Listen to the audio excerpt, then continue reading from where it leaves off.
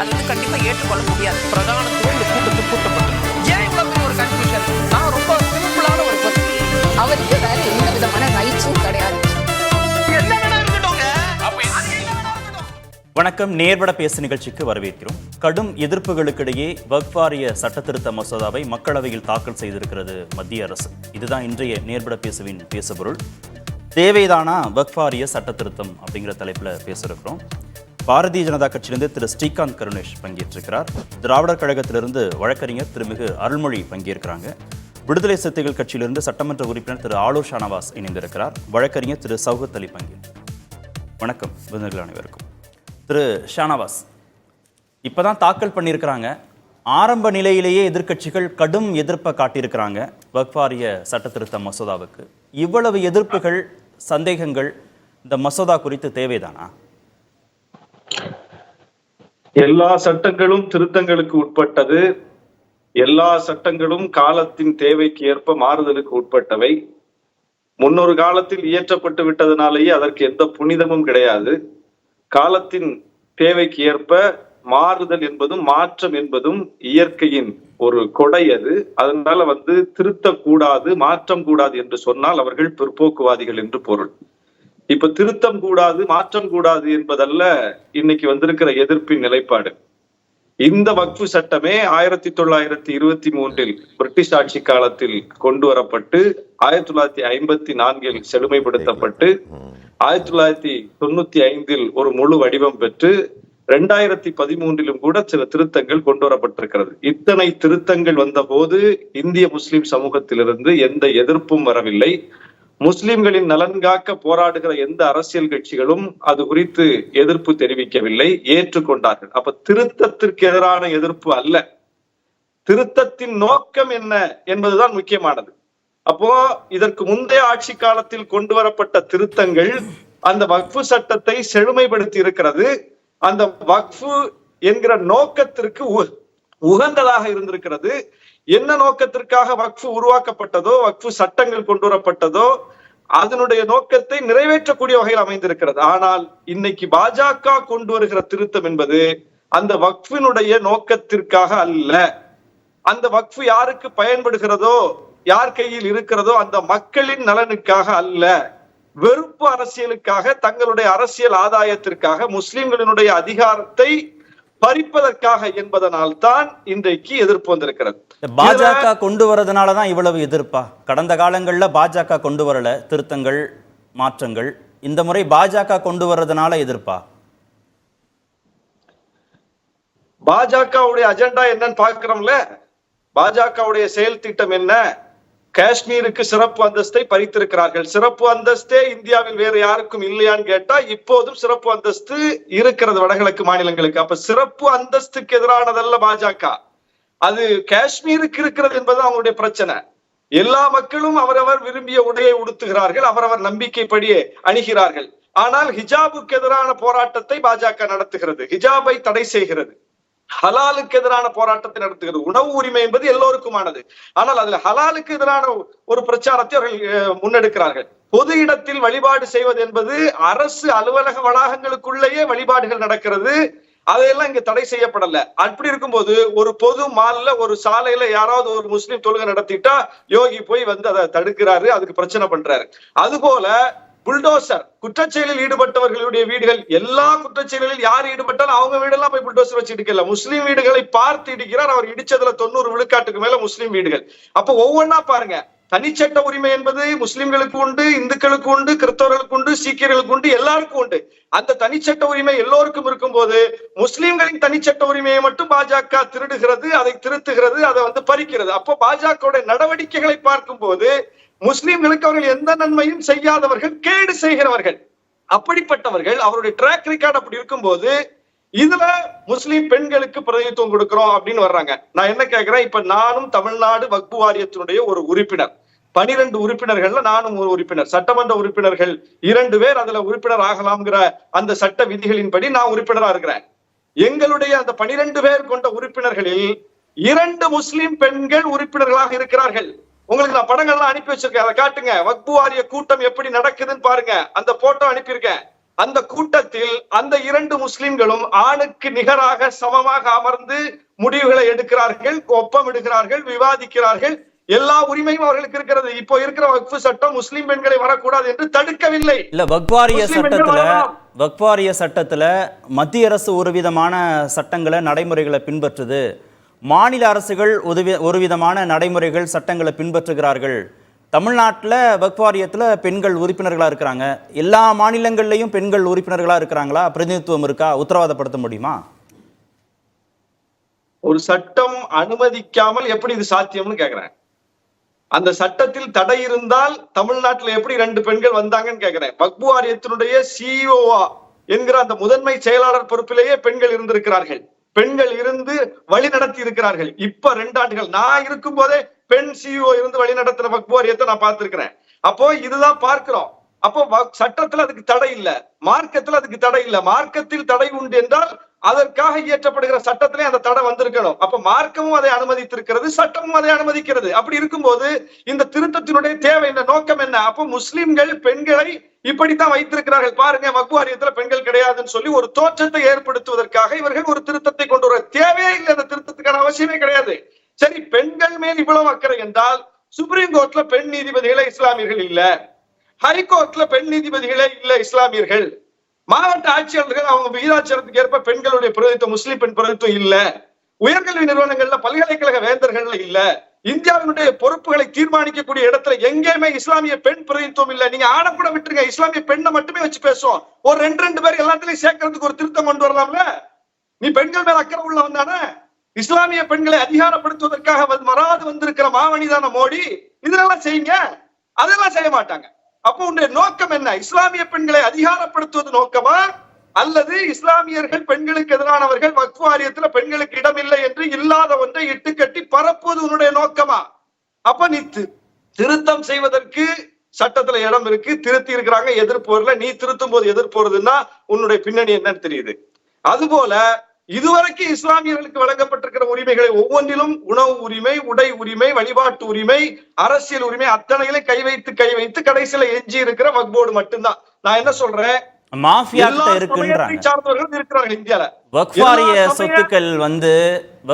சொத்துக்கள் மாஃபியாக்கள்கிட்ட இருக்கு.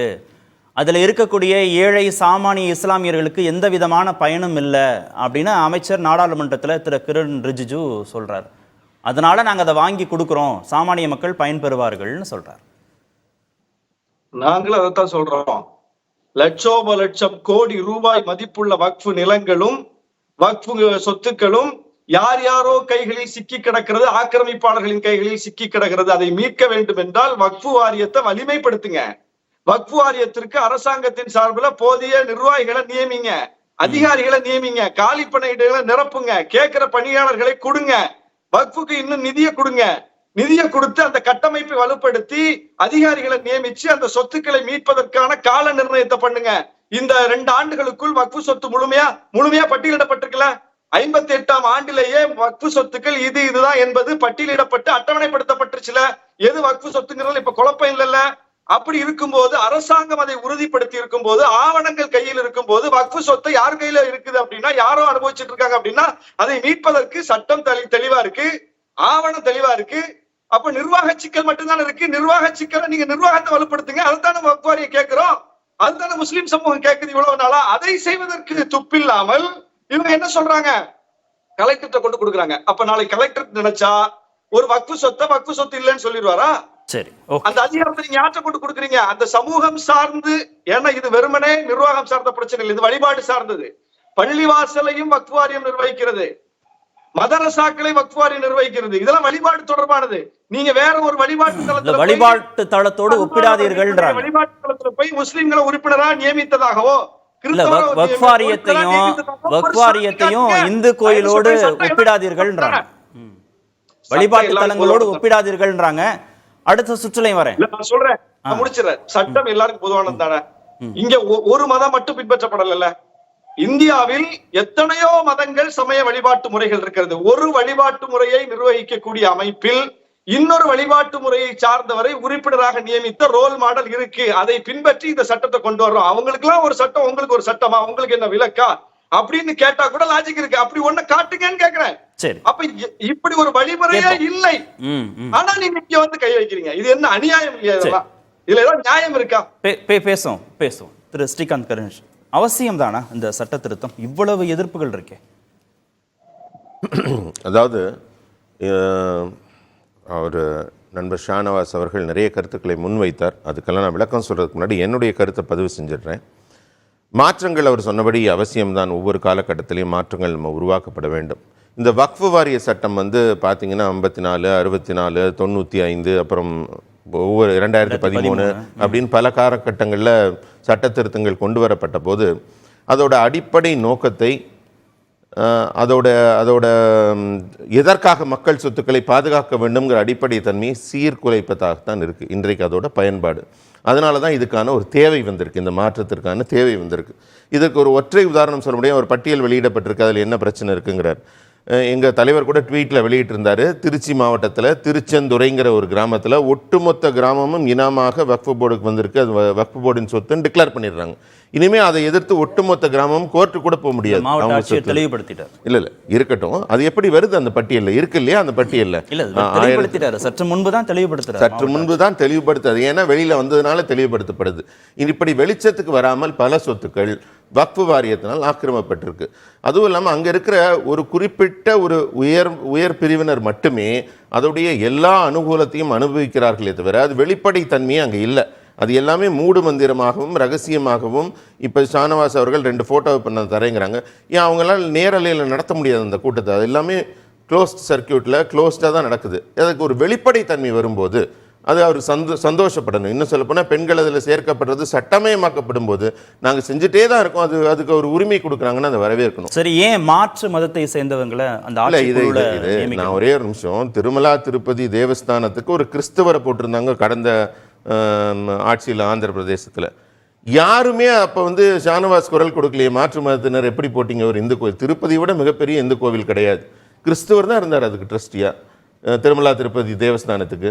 யாருமே அதுக்கு போராடவில்லை, அதுக்கு செய்யலை. அவர் உறவினர், அவர் சிஎம்க்கு உறவினர் போட்டாங்க, எல்லாரும் அமைதியாக இருந்தாங்க. எந்த இந்துக்களும் கேள்வி கேட்கல, மாற்று மதத்தினரும் கேள்வி கேட்கல, அமைதியாக தானே போச்சு. அதில் என்ன பிரச்சனை வந்துச்சு? அதனால் இதில் மாற்று மதத்தினர் வரும்போது அவங்களுடைய ஆலோசனையும் கேட்டு நாங்கள் இன்னும் கொஞ்சம் நேர்மையாக நடக்கிறோம்னு அவங்க சொல்கிறது தான் இதாக இருக்கும். மிக முக்கியமான அதுக்கான அவசியம் இருக்குன்னு நினைக்கிறீங்களா? மாற்று மதத்தை சேர்ந்தவங்க அவசியம் இருக்கா இல்லையாங்கிறதுல மாற்று மதத்தினர் பாதிக்கப்படுகிறார்கள். இப்போ நான் திருச்செந்துறை கிராமத்தை சொல்கிறேன். அப்போ மாற்று மதத்தினர் பாதிக்கப்படும் போது அவங்க குரலை ஒலிக்கிறது கூட அங்கே ஒரு ஆளை நாங்கள் அனுமதிக்க மாட்டோங்கிறது உரிமை பறிப்பு இல்லையா? மிக முக்கியமாக ஒரு செய்தி, எல்லாருக்கும் தெரியாத செய்தியை நான் இந்த கட்டத்தில் நம்ம தொலைக்காட்சியில் பதிவு பண்ணணும்னு நினைக்கிறேன். அதாவது 1913 ப்ரீவி கவுன்சில் ஆஃப் லண்டன், அது நம்ம சுப்ரீம் கோர்ட்டை விட உயர்ந்தது, லண்டனில் தான் நடக்கும். அதோட சுப்ரீம் கோர்ட்டில் தோற்று போன கேஸ்லாம் அங்கே கொண்டு போகலாம். அதில் வந்து சொல்கிறாங்க வக்ஃபு போர்டை வந்து நீங்கள் வந்து நீக்கணும், இருக்கக்கூடாது, அதை வந்து ஸ்குவாஷ் பண்ணணும் அப்படின்னு ஒரு கேஸ். அந்த கேஸு ப்ரீவி கவுன்சில் ஆஃப் லண்டனுக்கு போகுதுங்க. அந்த கேஸில் எண்டு கொடுத்த ஜட்ஜ்மெண்ட்டு 4 நீதிபதிகள் கொண்ட அமர்வு கொடுக்குறாங்க. A perpetuity of the worst and the most pernicious kind அப்படின்னு அதை வர்ணித்து அதை குவாஷ் பண்ணுறாங்க. வக்ஃபு போர்டு இருக்கக்கூடாதுங்கிறாங்க. ஆனால் இந்தியாவிற்கு இங்கே வைஸ்ராய்க்கு அதை அனுப்பும்போது அதை காப்பாற்றியது வந்து 13லேயே ஒரு சட்டம் இருக்குது. நமக்கு 19லேருந்து இருக்கிற சட்டம் தான் தெரியும். 13 வந்து முசல்மான் வக்ஃப் வேலிடேட்டிங் ஆக்ட் ஆஃப் இந்தியான்னு 1913 இருக்குது. அந்த சட்டத்தின்படி வைஸ்ராய் அதை அனுமதிக்கிறார். அங்கேருந்து இந்த பிரைவி கவுன்சிலேருந்து வந்திருந்தால் கூட இங்கே வந்து அதை நாங்கள் அனுமதிக்கிறாங்க. இல்லாவிட்டால் 1913 வக்ஃப் போர்டு முறை ஒழிக்கப்பட்டிருக்கும். ஏன்னா அந்த 4 நீதிபதிகளும் கான்ஃப்ளிக்டே இல்லை, ஒன்றாக கொடுத்த நீதிமன்ற தீர்ப்பு தான் அது. இல்லை ஏதாவது முறைகேடு இருக்குது, ஆக்கிரமிப்பு இருக்குது நீங்கள் சொன்ன மாதிரி அப்படின்னா வக்ஃப் போர்டே அதை கண்காணிக்க முடியும். தீர்ப்பாயம் இருக்குது, உயர்நீதிமன்றம் இருக்குது, உச்ச நீதிமன்றம் இருக்குது. இந்த நடைமுறைக்கு உட்பட்டதாகவும் இங்கே அது தனித்து செயல்படலை. அதாவது நம்ம ஒரு விஷயம், வக்ஃப் போர்டு உருவாக்கப்பட்ட போது அவங்களுக்கு கொடுக்கப்பட்டிருந்த அதிகாரங்கள் பின்னாடி அதோட சட்ட திருத்தங்கள் மூலமாக, இந்திய அரசியலமைப்பு சட்டத்திலேயே அவங்களுக்கு இத்தனை உயர்ந்த அதிகாரங்கள் கொடுக்கப்படலை. சட்ட திருத்தங்கள் ஒவ்வொரு முறை வரும்போதும் அவர்களுக்கு வானளாவிய அதிகாரங்கள் கொடுக்கப்படுது. இந்தியாவில் எந்த அமைப்புங்க அவங்களுடைய எந்த விதமான விஷயத்தையும் நீங்கள் ஒரு சொத்தை பதிவு பண்ணணும்னா நீங்கள் ரிஜிஸ்டார் ஆஃபீஸ் போகணும். வக்ஃப் போர்டு போக வேண்டிய அவசியமே இல்லைங்க. ரிஜிஸ்டார் ஆஃபீஸே போக வேண்டாம். அவங்க என் சொத்துன்னு சொல்லிட்டாங்கனாலே போதும், அவங்க ஒரு லிஸ்ட்டு போட்டுட்டாங்கனாலே போதும். அப்ப என்னுடைய வீட்டை அவங்க ஒரு லிஸ்ட்ல கொண்டு வந்து விட்டார்கள் என்றால் கொண்டு வந்து விட்டார்கள் என்றால் அதுக்கப்புறம் எந்த கோர்ட்லயும் போய் அதை நம்ம வந்து போராடவே முடியாது. இல்ல தமிழ்நாடு வக்ஃப் வாரிய தலைவர் என்ன சொல்றாருன்னா, நாங்க எல்லா தகவலையும் 1955 சட்டம் படி நாங்க கொடுத்தாச்சு, அந்த வருஷமே நாங்க கொடுத்துட்டோம் ரிஜிஸ்டர் ஆபீஸுக்கு அப்படின்னு அவர் தகவல் கொடுக்கிறாரு. தகவல் தான் பரிமாறுவாங்க. அவங்க ரிஜிஸ்டர் ஆபீஸ் போக வேண்டிய அவசியம் கிடையாது. சொத்துக்கள் வாங்கவோ விற்கவே முடியாது அந்த சொத்துக்களை. ஆனா விற்க முடியாமல இருக்கு, பல்வேறு ஆக்கிரமிப்புகள் இருக்கு.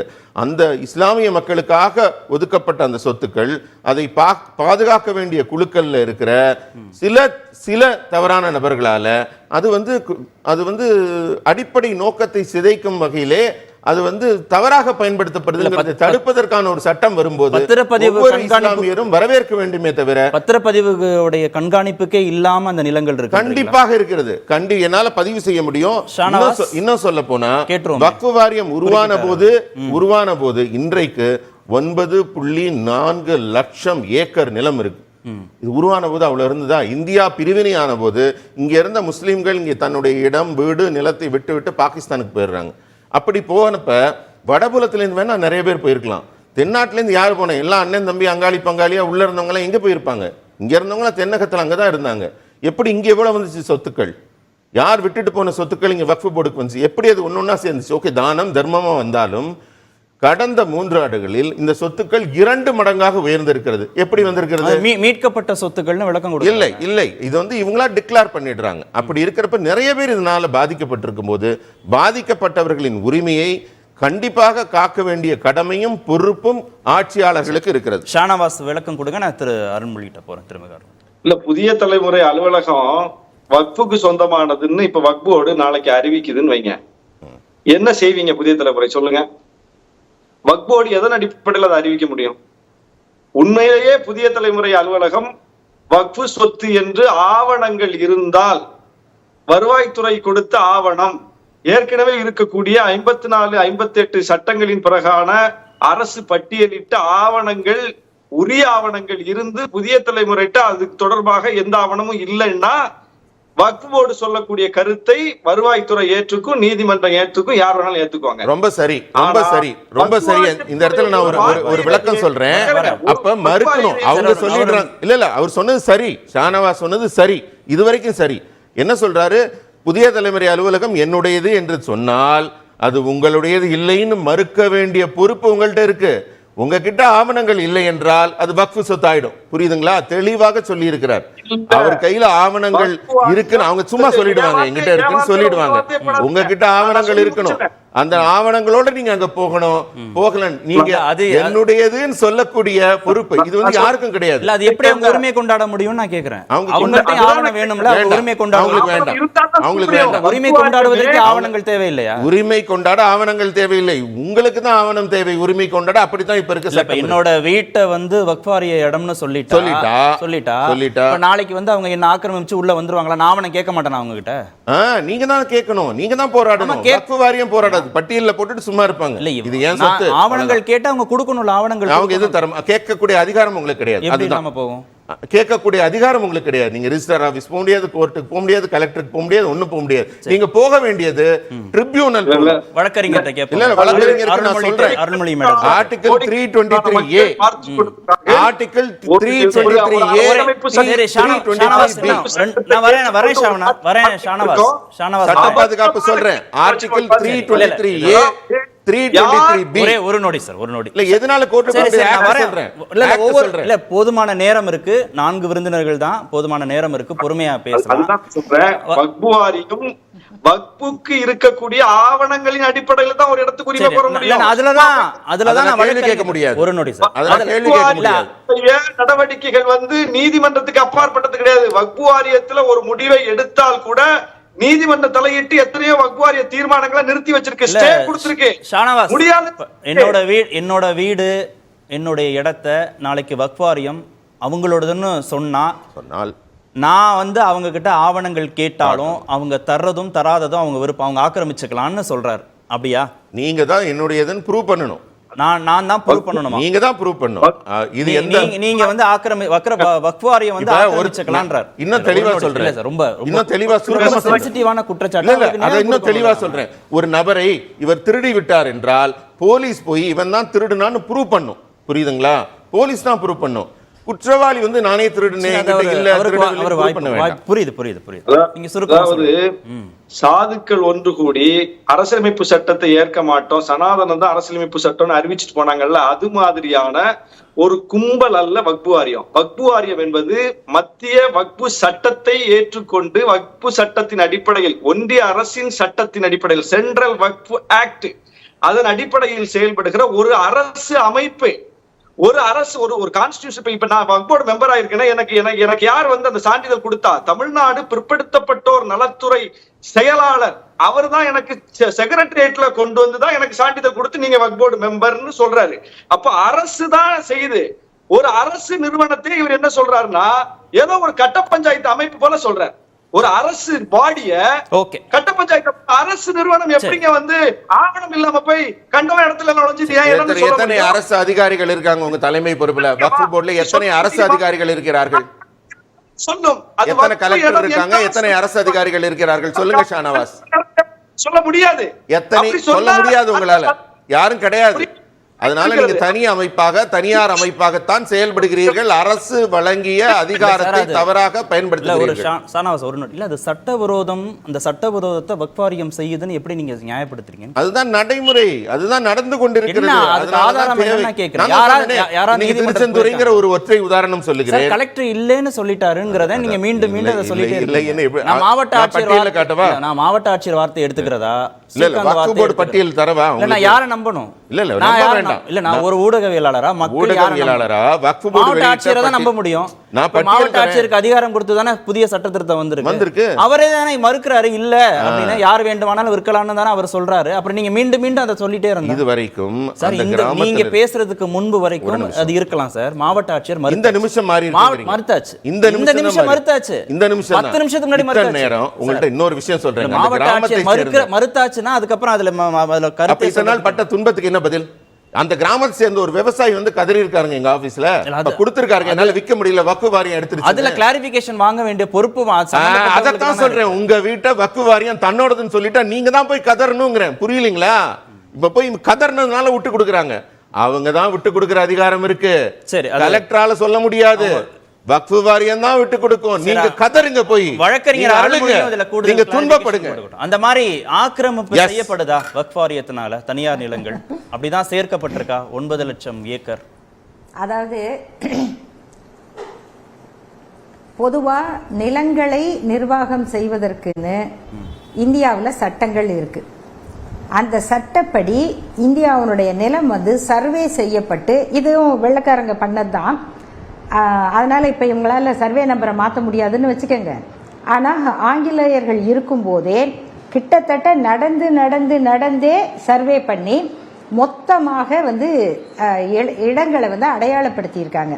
இதுல பாரம்பரியமாக தனியார் நிலங்களாக இருந்தவை, புறம்போக்கு நிலங்களாக இருக்கிறவை, அரசினுடைய அதிகாரப்பூர்வ நிலங்களாக இருப்பவைன்னு காலகாலமாக அவங்க போன பிறகு ஒவ்வொரு அரசும் அந்தந்த காலத்திற்கேற்ப அதை வந்து வரையறை பண்ணி வச்சிருக்கு. இதில் நத்தம்னு சொல்லுவாங்க, புறம்போக்குன்னு சொல்லுவாங்க, அனாதீனம்னு சொல்லுவாங்க. இது மாதிரி நிறைய இருக்கு. ஆனால் எல்லாத்துக்குமே இந்த வில்லேஜ் ரெக்கார்டுன்னு ஒன்று இருக்கு, ஏ ரெஜிஸ்டர். அந்த ஏ ரெஜிஸ்டர் தான் வந்து இது யார் யாருக்கு உரியதுன்னு சொல்லும். அதை தாண்டி வந்து யாரோ ஒருத்தர் சொல்லிட்டா அப்படின்லாம் இந்தியா முழுக்க என்ன பிஜேபி காரங்களா இருக்காங்க மக்கள் இல்லை, எல்லாருக்கும் சட்டம் தெரியும். அது இவங்க மாதிரி இப்படி அறிவிச்சுட்டா இது எங்களுது, இது கோயில் இருந்துச்சு, இங்க காளி கோயில் இருந்தது, நாங்க தாஜ்மஹாலை கூட இடிப்போம், இதெல்லாம் இதுக்கு என்ன ஆதாரம் வேணும்? இல்ல நாங்க நம்புறோம். அந்த மாதிரி நம்பிக்கையில நடக்காது இது. இப்போ மயிலாப்பூரை சுற்றி ஏகப்பட்ட இடங்கள் இருக்கு, அதுல பல தலைமுறையாக வாழ்ந்துட்டு இருக்காங்க. அப்புறமா பிரச்சனை வரும்போது தெரியும், அவங்க சொல்லுவாங்க மேல் கட்டுமானம் தான் எங்களுது, அது அவங்களுக்கு தெரியாமையே கூட இருக்கும். அடிமனை வந்து கபாலி கோயிலுக்கு சொந்தமானது அப்படின்னு அப்பதான் தெரிய வரும். அது மாதிரி கோயில் நிலங்கள் இந்த வழிபாட்டு தலங்களுக்கு உரியவைன்னா அவங்க ரெஜிஸ்டர் ஆபீஸ்ல அந்த ரெஜிஸ்ட்ரேஷன் நம்பரை கொடுத்துருவாங்க. அதை வேற யாரும் பதிவு பண்ணும்போது அதை பற்றி விசாரணை செய்து அது சரியா தப்பான்னு விசாரிக்க வேண்டிய பொறுப்பு பதிவுத்துறை அதிகாரிகளுக்கு உரியது. இதுல பல இடங்கள்ல கன்னியாகுமரி போன்ற பகுதிகளில் தனியார் இடங்களை இது கோயில் இடம் அப்படின்னு அறிவிப்புகள் இருக்கு. அப்படி சில பேரும் வழக்கு போட்டிருக்காங்க. அந்த மாதிரி ஒரு கிராமத்துக்கு உரிய மொத்த இடமும் அது வக்ஃப் போர்டுக்கான இடம் அப்படின்னு அவங்க கிட்ட ஏதாவது தரவு இருந்தால் அவங்க அதை கொடுத்துருக்கலாம். அப்படி இல்லையா, ஆதாரம் இல்லைன்னா அது மாத்திக்க வேண்டியதுதான். இந்த மாதிரி சிக்கல் எல்லா வழிபாட்டு தலங்கள் பெயர்ல கொடுக்கப்பட்ட இடத்துக்கும் வரும். ஆனா இவங்களுடைய அக்கறை எல்லாருடைய வழிபாட்டு தலத்திலயும் இருக்கிற பிரச்சனை இல்ல, அவங்களுக்கு பிரச்சனையே இஸ்லாமியர்களுடைய வழிபாட்டு தலம் தான். ஆகையினால இவங்க இப்ப அவங்க ஏதாவது பண்ணி குத்திக்கிட்டே இருக்கணும். இது ஒண்ணு. அவர் என்ன சொல்றாருன்னா 4 லட்சம் ஏக்கராக இருந்த இடம் 9 லட்சம் ஏக்கராக எப்படி அதிகரிச்சது, அது யாருடைய சொத்துன்னு கேட்கிறாரு. இப்ப திருச்சியில மாவட்ட ஆட்சியர் திருச்செந்துறைங்கிற பகுதியில் இருக்கிற இடங்களை விற்கலாம், அது வக்ஃப் வாரியத்திற்கு சொந்தமானது இல்லைன்னு அவர் விளக்கம் கொடுத்திருக்காருன்னா, அந்த மாதிரி விளக்கம் கொடுக்க வேண்டிய தேவை வருது. சம்பந்தப்பட்டவர்கள் பாதிக்கப்பட்டவர்கள் தான் போராட வேண்டியதா இருக்கு. இத்தனை ஆண்டு காலம் பட்ட சிரமங்களுக்கு யார் பொறுப்பாகிறது அப்படின்னு அவர் கேட்கிறார். கார்த்திக், இது ரொம்ப நல்ல கேள்வி. என்ன தெரியுங்களா, நீங்க இவங்கெல்லாம் சொல்ற ஆதாரங்களை வச்சு அதெல்லாம் உண்மைன்னு நம்ம நம்ப முடியுமா? முதல்ல இவங்க சொல்ற கணக்கெல்லாம் புள்ளி விவரம்லாம் டிபேட்டுக்கு அடிச்சு விடுறது தான். அது நாளைக்கு டிபேட்ல வருமா வராதான்னு கூட அவங்களுக்கு தெரியாது. அப்ப மாத்திக்கிட்டாலும் அவங்க அதை பத்தி கவலைப்பட போறது இல்லை. நான் இவரை மட்டும் சொல்ல, அவங்களுக்கு கொடுக்கப்படுகிற பயிற்சியே அப்படிதான் இருக்குங்கிறது தான் எங்களுடைய அனுபவம். ஆகையினால இவங்க விவாதங்கள்ல சொல்ற புள்ளி விவரமோ தரவுகளோ அதை உட்கார்ந்து நீங்க எடுத்து பார்த்தாதான் அதனுடைய உண்மை தன்மை என்னன்னு தெரியும். இன்னொன்னு, வக்ஃப் பேப்பர் படிச்சீங்கன்னா தெரியும். நான் சொன்ன புள்ளி விவரம் இன்னைக்கு தினத்தந்தியிலையும் தின மலர்லையும் இன்றைக்கு ஹிந்து தமிழ்லையும் வந்திருக்குக்கா பாருங்க. With all due respect you, நாங்க அடிச்சு விடல. அதாவது நீங்க பேப்பர் படிச்சீங்கன்னா உங்களுக்கு முடிக்கட்டும். அதாவது கர்ணேஷ் நீங்க என்ன தெரியுங்களா, உங்களை பொறுத்த வரைக்கும் நீங்க பூனைகளாவே வாழ்வீங்க. நீங்க கண்ணை மூடிக்கிட்டா உலகத்துல யாருமே படிக்க மாட்டாங்க, யாருக்குமே தெரியாது. நீங்க கொடுக்கற செய்திகள் தான் இன்னைக்கு பேப்பர்ல வரும். நான் இப்ப அது பொய்ன்னு கூட சொல்லல, கவனிங்க. அதை எடுத்து ஆராய்ச்சி பண்ண பிறகுதான் அதனுடைய உண்மை தன்மை தெரிய வரும்னு சொல்றேன். சில சமயம் நீங்க உண்மை கூட சொல்லுவீங்க, அதுக்கு என்ன காரணம்ன்றது உங்களுக்கு தான் தெரியும். அதை அப்புறம் பாத்துக்கலாம். உண்மையை சொன்னால் நீங்க வேற ஏதோ உள்நோக்கம் இருக்கு, அது ஆபத்தானதுன்னு பொருள். ரெண்டாவது, இப்போ இதை இவங்க எதுக்காக செய்யறாங்க அப்படிங்கறத பாராளுமன்றத்தில் எல்லாரும் பேசியிருக்காங்க. கவிஞர் கனிமொழி அவர்கள் பேசினதெல்லாம் பார்த்தோம். குறிப்பாக அகிலேஷ் யாதவ் அவர்கள் சொன்ன அந்த கருத்து, பிஜேபி மீது இவர்கள் பேசுகிற இந்த இந்துத்துவ சாயத்தின் மீது இந்து மக்களாக இருப்பவர்களுக்கு நம்பிக்கை இல்லை. அது அவங்களுக்கு பாராளுமன்ற தேர்தலில் மிகப்பெரிய அடியை கொடுத்துருக்கு. ஆகையினால அந்த இந்து மக்கள் நம்பிக்கையை இவங்க பெறணும்னு நினைச்சா இந்துக்களுக்கு நன்மை செய்ய மாட்டாங்க. இந்துக்கள்ல பெரும்பான்மையாக இருக்கிற பிற்படுத்தப்பட்டோருக்கு ஒன்னும் செய்ய மாட்டாங்க, தாழ்த்தப்பட்டோருக்கு ஒன்னும் செய்ய மாட்டாங்க. பழங்குடியினரை ஜனாதிபதி ஆக்குவாங்க, ஆனா பழங்குடி மக்கள் வாழுகிற பகுதி பத்திக்கிட்டு எரியும், அங்க போய் எட்டி கூட பார்க்க மாட்டாங்க. அப்போ அதே இந்துக்கள் நம்பிக்கை எப்படி பெறுகிறதுனா, வேற ஒரு எதிரியை காட்டுறது. இந்த பாருங்க, இவர்தான் மோசம், இவரை நான் குத்துறேன் அப்படின்னா அதுல 4 பேர் சும்மா இருப்பாங்களா? அவங்க கோவப்பட்டு ஏதாவது பேசுவாங்களா? பாத்தீங்களா, இவங்களாலதான் நாட்டுக்கே பிரச்சனை. இப்படி ஒரு கற்பனை எதிரியை காட்டுறது தான் அவங்க வேலை. அதை வச்சுக்கிட்டு இன்னைக்கு இஸ்லாமியர்களை அவங்களுடைய ஒரு அமைதியான முறை, இந்த வக்ஃப் வாரியத்தை பொறுத்த வரைக்கும் வழக்கு இருக்கு. வழக்கு எங்கதான் இல்லை, காஞ்சிபுரம் கோயில்ல குத்து சண்டையெல்லாம் நடந்ததை பார்த்தோம்ல. என்ன பண்ணிட்டாங்க? நடக்கும் தான். 2 பிரிவு இருக்கு, 2 பிரச்சனை இருக்குன்னா எல்லாருக்கும் வழக்கு நடக்குது. சென்னை உயர்நீதிமன்றத்தில் வக்ஃப் போர்டுக்கு பல வழக்குகள் இருக்கு, கோயில்களுக்கு வழக்குகள் இருக்கு, டயசிஸ்க்கு வழக்குகள் இருக்கு. எல்லா இடத்துலயும் நிர்வாகம் வந்தா வழக்கு இருக்கும். எல்லாத்தையும் இவங்க கை வைக்க முடியாது இல்லையா? அதுல என்ன இவங்களுக்கு ஏன் நான் முஸ்லீம் வரலாம் அப்படின்றதுக்கு என்ன காரணம்? எம்பி வரலாம், எம்எல்ஏ வரலாம். இவங்க கட்சியில யாரும் முஸ்லீம் எம்பி இல்ல, முஸ்லீம் எம்எல்ஏ இல்ல. எல்லா கட்சியிலையும் எங்க எம்பியை போடுறோம், எங்க எம்எல்ஏவை போடுறோம்னா ஒரு முஸ்லீமை போட முடியும். இவங்க கட்சியில ஒரு பிரதிநிதி கூட எம்பி இல்ல, எம்எல்ஏ இல்ல. அதனால நான் முஸ்லீமை கொண்டு வர்றோம். உங்களுடைய சதியெல்லாம் இருக்கே, இந்த மக்களுக்கு ரொம்ப அப்பட்டமாக புரிஞ்சது. அதை திரும்ப திரும்ப திரும்ப அவங்க முயற்சி பண்றாங்க. இன்னைக்கு அட்டெம்ப்ட் வந்து ரொம்ப ஃபெயில்டு அட்டெம்ப்ட். ஏற்கனவே அவங்களுக்கு அந்த பெரும்பான்மை மக்கள் கொடுக்காததுக்கு காரணமே இதுதான். இதை இன்னும் இப்பயே மைனாரிட்டி, இதுக்கப்புறம் இதுவும் இல்லாம போறதுக்கான ஏற்பாடு தான் இன்னைக்கு அவங்க பார்லிமெண்ட்ல நடந்துகிட்ட முறை. ஓகே, அடுத்த சுற்றுலையும் வரேன். திரு சௌகத் அலி, சொத்துக்களை வந்து விற்கணும், ரியல் எஸ்டேட் காரங்களுக்கு கொடுக்கணும் அப்படிங்கிறதா இதில் பிரதானமான நோக்கம் இருக்குது அப்படின்னும் எதிர்க்கட்சிகள் குற்றச்சாட்டை வச்சுருக்கிறாங்க. இந்த நிலம் தான் கண்ணை உறுத்துது அரசுக்கு, எதிர்க்கட்சிகளுடைய குற்றச்சாட்டு அடிப்படையில். 2013 வஃப் லீஸ் ரூல்ஸ் வந்திருக்கு 2014. அதுலேயே வந்து ஜாயிண்ட் வெஞ்சர் பற்றிலாம் சொல்லியிருக்காங்க.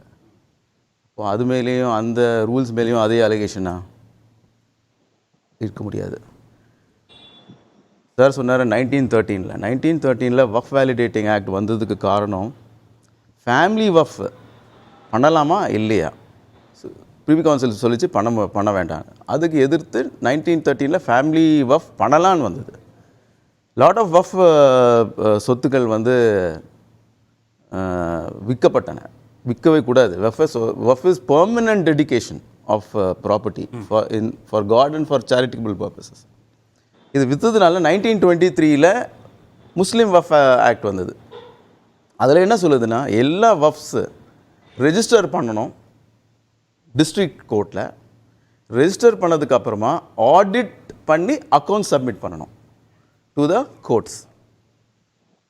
அந்த சிஸ்டம் இருந்தது. அப்போது எந்த ஒரு கான்ட்ரவர்சியும் இல்லை.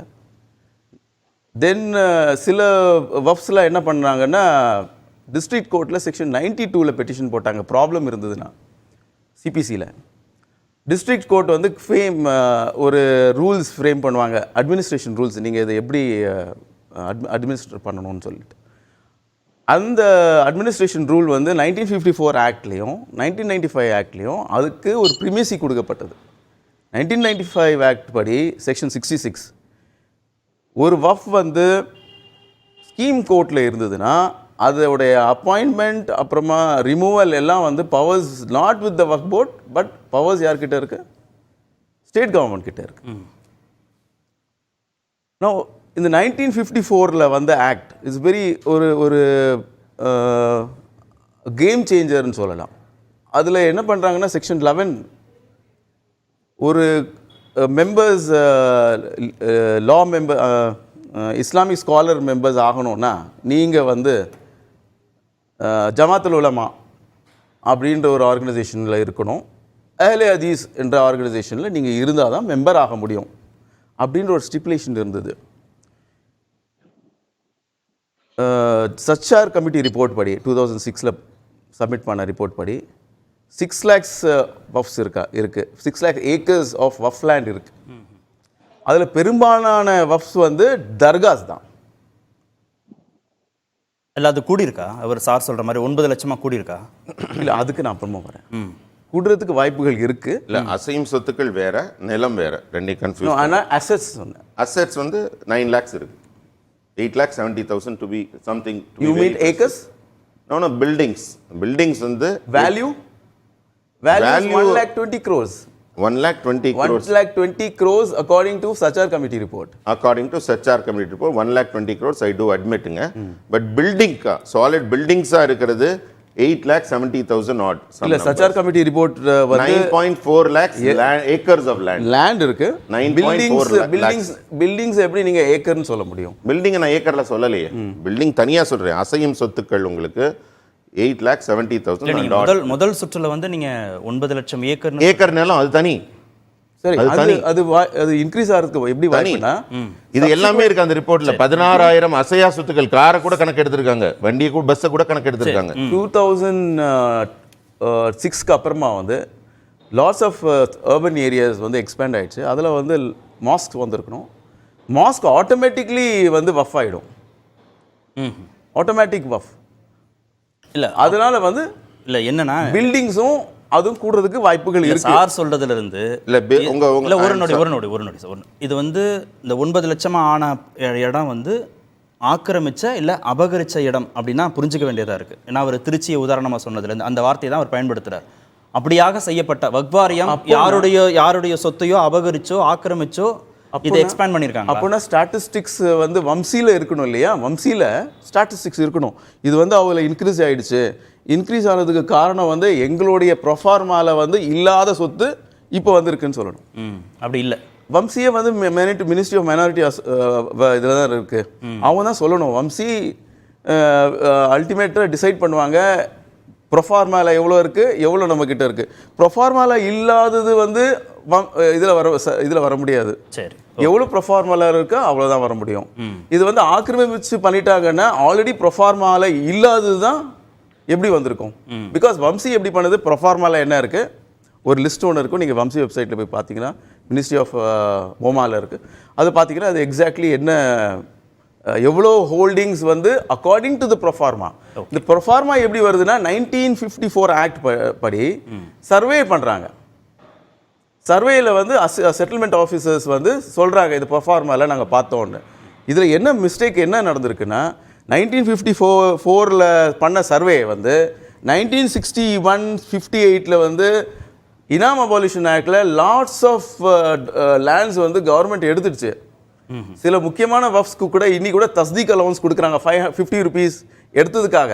ஸோ அந்த எடுத்த தஸ்தீக் அக்கௌண்ட்டில் இது வந்து லேண்ட் ரிஃபார்ம்ஸில் போன லேண்ட்ஸை வந்து அது இருக்காது. இப்போ பார்க்க போனால் இப்போ நீங்கள் பெர்ஃபார்மாவும் ப்ளஸ் வந்து லேண்ட் ரெக்கார்ட்ஸை நீங்கள் பார்த்தீங்கன்னா ஃப்ரம் த கலெக்டர் ஆஃபீஸ் பார்த்தீங்கன்னா வித்தியாசம் இருக்கும். வெளிப்படைத்தன்மை இல்லை வக்ஃப் வாரியத்தில் அப்படிங்கிறதுனால அதை ரெகுலேட் பண்ணணுங்கிறதுனால தான் சட்ட திருத்தம்னு மத்திய அரசு சொல்லுது. அப்படி தான் நடக்குது. ஆமாம், அது கரெக்ட் தான்.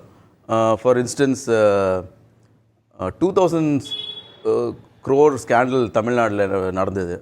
என்ஓசி கொடுத்தாங்க, நோ அப்ஜெக்ஷன் சர்டிஃபிகேட். இது வந்து வக்ஃப் போர்டு வக்ஃப் லேண்ட் சொத்து இல்லைன்னு சொல்லிட்டு ஒரு 2000 crore ஸ்கேண்டல் நடந்தது. அது ஹைகோர்ட் ஆர்டர் வந்துச்சு டேக் ஆக்ஷன் சொல்லி. வக்ஃப் போர்டு எத்தனை பேர் மேலே ஆக்ஷன் எடுத்தாங்க? இதே வக்ஃப் போர்டு என்ஓசி கொடுக்கறது எங்களுக்கு பவர்ஸ் கிடையாது, கலெக்டருக்கு தான் அந்த பவர்ஸ் இருக்குன்னு போன 15 நாள் 20 நாளுக்கு முன்னாடி ஒரு ஆர்டர் பாஸ் பண்ணியிருக்காங்க. இப்போது வந்து இந்த கவர்மெண்ட் வந்து கலெக்டருக்கு தான் பவர்ஸ் இருக்குதுன்னு சொன்னால் தப்பு. பட் இவங்களே ரெசல்யூஷன் பாஸ் பண்ணியிருக்காங்க கலெக்டருக்கு தான் அந்த பவர்ஸ் இருக்குதுன்னு சொல்லிட்டு. வேறு யாருக்கும் பவர்ஸ் இல்லை டு கிவ் என்ஓசி. அது இருக்கா இல்லையான்னு கேளுங்க. இட்ஸ் தேர். தென் வக்ஃப் போர்டுக்கு வந்து அப்பாயின்ட்மெண்ட் பிரச்சனைனா தீர்ப்பாயம், உயர்நீதிமன்றம், உச்சநீதிமன்றம் அப்படி சரி செஞ்சுக்க முடியாதா? நீங்கள் சொல்கிற ஆக்கிரமிப்போ ஸ்கேண்டலோ எந்த முறைகேடும் எல்லா வழிபாட்டு தலங்கள் அது சார்ந்த வாரியங்கள்லாம் இருக்க தான் செய்யுது. அதுலேயும் தீர்ப்பாயம் இருக்குது, உயர்நீதிமன்றம், உச்சநீதிமன்றம் இருக்குது. அப்படி தானே தீர்த்துக்கிறாங்க. ஸ்கேண்டல்ஸ்க்கு வந்து தீர்ப்பாயம் என்ன பண்ண முடியும்? எல்லா விதமான முறைகேடு தொடர்பாகவும் இறுதியாக நீதிமன்றங்கள் நீதிமன்றங்கள் ஆமாம், அதுதான் நீதிமன்றம் தானே ஆர்டர் கொடுத்துருக்கு. ஒரு கண்டெம்ட் அப்ளிகேஷனும் இருக்கு, நீங்கள் அதை செயல்படுத்தலைன்னு சொல்லி. எத்தனை கண்டெம்ட் அப்ளிகேஷன் அவங்க மேலே இருக்குன்னு சொல்லுங்கள். சரி, அது வேண்டாம். எத்தனை லேண்ட் ரெண்ட்ஸ், எவ்வளோ லேண்ட் அவங்க எவ்வளோ லேண்டுக்கு ரெண்ட்ஸ் எவ்வளோ வருது, ஒவ்வொரு லேண்டுக்கு ஒவ்வொரு வஃப்க்கு எவ்வளோ ரெண்ட்ஸ் வருது, அந்த ரெண்ட்ஸ் வஃப் லீஸ் ரூல்ஸ் 2014 படி இருக்கா இல்லையா? ஏன்னா அதில் வந்து ஒரு ஃபார்ம் கொடுக்கணும். ஆமாம், நான் இதெல்லாம் வஃப் முத்தவலி கொடுக்கணும். அது இருக்கா வக்ஃப் போர்டில்? அது வச்சுருக்காங்களா? எவ்வளோ ரெண்ட்ஸ் இவங்க கலெக்ட் இண்டிவிஜுவல்ஸ் பண்ணுறாங்க? வெதர் இந்த வஃப் கலெக்ஷன், இந்த ரெண்ட் கலெக்ஷன் வந்து ரூல்ஸ் கொடுத்த மாதிரி ரூல்ஸ் என்ன சொல்லியிருக்கோ அந்த மாதிரி இருக்குது அப்படின்னு நீங்கள் அது முறை பண்ணியிருக்கீங்களா? எந்த வஃப் ஆக்ட் என்ன சொல்லுதுன்னா சூப்பரிண்டெண்டன்ஸ் ஆஃப் த வஃப்ஸ் தான் வக்ஃப் போர்டு அப்படின்னு சொல்லுது. இந்த வக்ஃப் போர்டு வந்து முத்தவலீஸ்க்காக என்ன பண்ணியிருக்கு அப்படின்னு சொல்லி எனக்கு ஒரு விளக்கம் வேணும். பப்ளிக் இது நான் ஆஸ் அ பப்ளிக் நான் கேட்போம். திரு ஷானவாஸ், முறைகேடுகள் நடந்திருக்கு, அப்போது வெளிப்படைத்தன்மை இல்லாத ஒரு சூழலில் அதை முறைப்படுத்த வேண்டிய தேவை இருக்குன்னு திரு சௌகத் அலி 2-3 நிகழ்வுகள், முக்கியமான நிகழ்வுகளை பட்டியல் போட்டாரு. இந்தியாவில் வக்ஃப் வாரியம் மட்டும் இல்ல, ஒவ்வொரு மக்களுக்குமான வாரியங்கள் இருக்கிறது, ஒவ்வொரு துறைக்குமான வாரியங்கள் இருக்கிறது. இப்ப வக்பு வாரியத்தினுடைய எந்த தகவலும் என்ன முடிவு எடுக்கிறாங்கன்னு எங்களுக்கு தெரியலங்கிறாரு. வேற எந்த வாரியத்தினுடைய தகவலாவது உங்களுக்கு எனக்கு தெரியுமா? இந்த வாரியம் மட்டும் இல்லல்ல, அரசாங்கத்தினுடைய இந்த வாரியம் மட்டும் இல்லல்ல, எத்தனை வாரியங்கள் இருக்கிறது. அந்த வாரிய கூட்டங்களில் என்ன முடிவு எடுக்கிறாங்கன்னு கார்த்திகனுக்கு தெரியுமா? எனக்கு தெரியுமா? அப்போ யாருக்கு அது தெரிய வேண்டுமோ அவர்களுக்கு அது தெரியும். யாருக்கு அந்த கோப்புகள் போகுமோ அவர்களுக்கு அந்த கோப்புகள் போகும். யாருக்கு அந்த கோப்புகள்ல இருந்து ஒரு விளக்கம் வேணுமோ அவங்க அந்த விளக்கத்தை கேட்டு பெறுவாங்க. இத ஊரெல்லாமா சொல்லிட்டு இருக்க முடியும் வக்பு வாரிய கூட்டத்துல என்னென்ன முடிவு எடுத்தோம்னு. அப்போ வக்பு வாரிய கூட்டம் என்பது அரசின் நடவடிக்கைக்கு உட்பட்டது. அதில் எடுக்கக்கூடிய ஜிஓ என்பது அது ஜிஓ தான், அது கவர்மெண்ட் ஆர்டர் தான். அதை அந்த சிஇஓ என்கிற பொறுப்பில் இருப்பவர் இன்னைக்கு தரேஷ் அகமது IAS இருக்கிறார். சிறப்பு திட்ட செயலாக்கத்துறை இருக்கு இல்லையா அரசாங்கத்துல, அந்த துறையை கவனிக்கக்கூடியவர் இங்க சிஇஓ இருக்கார். அப்போ ஒரு அரசு நிறுவனம் இது, ஒரு அரசு நிறுவனத்தை நீங்க ஏதோ ஒரு மாஃபியா கும்பல் போல சித்தரிப்பது என்பது பாஜகவினுடைய குரலுக்கு வலு சேர்க்கிறீங்க. அப்படி பதில் சொல்லட்டும். நேரம் குறைவா இருக்கு. முதல் சுற்றுலயே நிறைய நேரம் கொடுத்தேன் உங்களுக்கு. இல்ல கேளுங்க, நான் பேசி முடிச்சிடறேன். நீங்க கேட்ட நிறைய குற்றச்சாட்டு வச்சிருக்காங்க. நான் வக்பு வாரியத்தினுடைய பிரதிநிதியா இருந்து அதுக்கு பதில் சொல்லணும் இல்லையா? அப்ப நீங்க வக்பு வாரியம் போய் யாரோ ஆக்கிரமிக்க வேண்டிய தேவை என்ன வந்துச்சு? அப்படி ஒரு அரசு நிறுவனம் போய் அப்படி செய்ய முடியுமா? முதல்ல சரி, அதுக்கு அவர் பதில் சொல்லட்டும். ஸ்ரீகாந்த் பதில் சொல்லட்டும். வக்பு சொத்துக்கள் தான் இன்னைக்கு அரசாங்கத்தினுடைய வேறு துறைகள் கையில இருக்குது. நீங்க ஸ்பென்சர் பிளாசாக்கு எதிரில் இருக்கக்கூடிய காயிதே மில்லத் கல்லூரி அரசு கல்லூரி, அந்த இடம் முழுக்க மதரசே ஆசம் என்கிற வக்ஃபுக்கு சொந்தமானது. டாக்குமெண்ட் இருக்கு. ஆனா அரசினுடைய இன்னொரு துறையில அது பயன்பட்டுக்கிட்டு இருக்கு. சாரணர் இயக்கத்தினுடைய தேசிய சாரணர் படையினுடைய அந்த படை செயல்பட்டு இருக்குது பீச் ரோட்ல. அந்த இடம் வக்ஃபு இடம். அங்க ஒரு தர்கா இருக்கு. ஷானவாஸ் பதில் சொல்லட்டும். இல்ல நீங்க கேட்ட கேள்வி முக்கியமானதுதான். பிரசிடென்சி காலேஜ் வந்துச்சா? பிரசிடென்சி காலேஜ் வந்த பிறகு போய் 4 பேர் அடக்கிட்டாங்களாங்க. அப்ப என்ன பொருள்? அப்ப எத்தனையோ இப்படி அரசின் பிற துறைகளின் கீழ வக்ஃபு நிலங்கள் இருக்கும்போது வக்ஃபு வாரியம் போய் ஏங்க மத்தவங்க இடத்த போய் எங்க இடம் சொல்ல போகுது? தேவை என்ன வந்துச்சு? ஓகே வக்ஃபு வாரியமும் அரசின் கட்டுப்பாட்டுல தானே இருக்கு. ஒரு IAS அதிகாரி தானே அதுக்கு சிஇஓவா இருந்து கார்பரேஷன். அது ஒரு அரசு வரையறுக்கப்பட்ட நிறுவனமாக அது செயல்படவே இல்லை. அரசு அதிகாரி தலைமையில் இருந்தாலும் முழுக்க ஒரு குறிப்பிட்ட இஸ்லாமிய இனத்தில் கூட வஹாபிகள் கையில் மட்டும்தான் அது ஆக்கிரமிக்கப்பட்டிருக்கு. மற்ற மக்களோ ஏழைகளோ பிற இஸ்லாமிய குழுக்கள் மக்களோ போகவே முடியாது. இல்லை, இப்போ எனக்கு என்னன்னா, நீங்கள் IAS அதிகாரி இருந்தாலும் நடக்கலைன்னா அப்புறம் திருப்பி மாவட்ட ஆட்சியரும் IAS அதிகாரி தானே, அவருக்கு அதிகாரம் கொடுக்க. அப்படி இல்லை. இப்போ அவர் கேள்வி கேட்கக்கூடிய அதிகாரம் கொடுக்கப்படுது. இப்போ அங்கே அவங்க டாமினேஷன் இருக்கு. அவங்க அந்த கூட்டத்தில் அவர் இல்லாமலே நடக்கும். நேரடி அதிகாரம் அங்கே ப்ராக்டிக்கல். முக்கியம் ஒரே ஒரு கேள்வி முன்வைக்கிறேன். அக்கா ரொம்ப அழகாக பேசினாங்க. கோவில் நிலங்களை பற்றி சொன்னாங்க. இந்து கோவில் நிலம் கூட நம்ம இது செய்யணும்னு. இந்து கோவில் நிலங்கள் 47,000 ஏக்கர் காணா போயிருக்குன்னு இந்த ஆட்சி மேல குற்றச்சாட்டு வச்சிருக்கு. அமைச்சரே கொடுத்த விளக்கம், இத்தனை ஏக்கர் நிலம் இருந்துச்சு, 47,000 ஏக்கர் காணாங்கிறாங்க. பஞ்சமி நிலங்கள் காணாம போகுது. ஆனா வக்ஃபு நிலங்கள் 2 மடங்கு ஆகுது. எப்படி ஆகுது? பஞ்சமி நிலங்கள் SC ST மக்களை பத்தி அவ்வளவு பேசுறீங்களே அக்கா, எங்க போச்சு SC ST மக்களுக்கு, பழங்குடியின மக்களுக்கு நீங்க குடியரசுத் தலைவர் ஆக்கிட்டோங்கிறீங்களா? அவங்க நிலத்தெல்லாம் நீங்க கட்டணம் கட்டிடுறீங்க. ஒவ்வொரு சுற்றுலையும் நேரம் அதிகமா கொடுக்க முடியாது. ஓகே, பதில் சொல்லட்டும். அதாவது முக்கியமான செய்தி என்னன்னா, கோயில் நிலங்கள்ல ஏறத்தாழ 3000 ஏக்கர் நிலத்தை திராவிட முன்னேற்ற கழக அரசு மீட்டிருக்கு. ஆக்கிரமிப்புகள்ல இருந்து மீட்க வேண்டியது எவ்வளவோ இருக்கு. ஆக்கிரமிப்பாளர்கள் யாரு பட்டியல்லாம் இருக்கு, போய் பாருங்க. யாருங்க யார் ஆக்கிரமிச்சிருந்தாங்க? ஆக்கிரமிப்பாளர் பட்டியலை ஏன் கொடுக்கவில்லை? ஏன் கொடுக்கல? பட்டியல்லாம் பேப்பர்ல ரொம்ப நாள் ஆச்சு.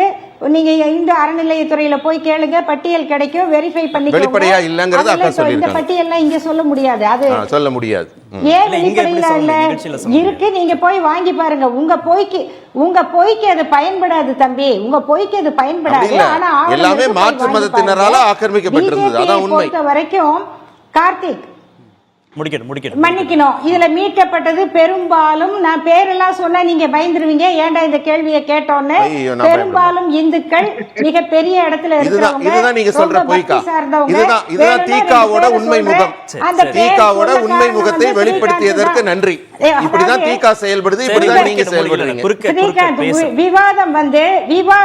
விவாதம் என்ன பொருள்ல இருக்கோ முதல்ல அதை பத்தி பேசுங்க. உங்களுக்கு பதில் சொல்ல முடியலன்னா வேற எதையாவது. நீங்க பாஜக பாஜகவை குறிப்பிட்டீங்க. பாஜக முகம் நீங்க, நான் திக முகம் காட்டணும் இல்ல. நீங்க பாஜக முகத்தை தோல் உரிக்கும் போது நான் திக முகத்தின் தோல் உரிக்க வேண்டாமா? ஆமாங்க.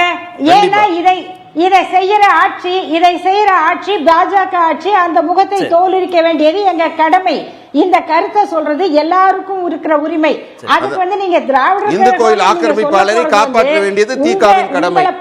இந்து கோவில்களின் நிலத்தை ஆக்கிரமிப்பாளர்களை காப்பாற்றுவது உங்கள் கடமை. அவங்க முடிக்கட்டும். இந்து கோயில்களை ஆக்கிரமிச்சவங்க பட்டியல் இந்து கோயில்களை ஆக்கிரமிச்சவங்க பட்டியலை அறநிலையத்துறை வெளியிட்டிருக்கு. சிகாமணிகள்லாம் ரொம்ப பேர் இருக்காங்க. உங்க கட்சிக்காரங்க இருக்காங்க, போய் பாருங்க. ஒரே ஒரு கருத்து தான் சொல்றேன். என்னுடைய முடிவுரை என்னன்னா, பிஜேபியை பொறுத்த வரைக்கும் தனக்கு வாக்களித்த மக்களுக்கும் நன்மை செய்யாது, துரோகம் தான் செய்யும். வாக்களிக்காத மக்களை நீங்க தமிழ்நாட்டில் எங்களுக்கு ஒண்ணுமே கொடுக்கல, 40க்கு 40 நீங்க எடுத்துக்கிட்டீங்க, அதனால உங்களுக்கு மெட்ரோ திட்டத்துக்கு பணம் கொடுக்க மாட்டோம். இது தமிழ்நாட்டு மக்களுக்கு ஆளும் ஒன்றிய பிஜேபியோட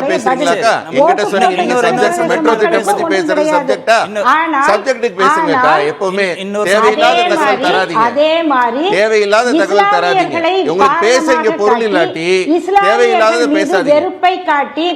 இஸ்லாமியர்கள் மீது வெறுப்பை காட்டி அவங்களதான் எதிரின்னு காட்டி இந்த இந்துக்களை ஏமாத்துவது. நீங்க இஸ்லாமியர்கள் மேல அன்பை காட்டி அவங்களை ஏமாத்துறீங்க. நீங்க இஸ்லாமியர்கள் மீது அன்பை காட்டி பரிவை காட்டி ஏமாத்துறீங்க. பிரதான கூட்டத்தில் கூட்டப்பட்ட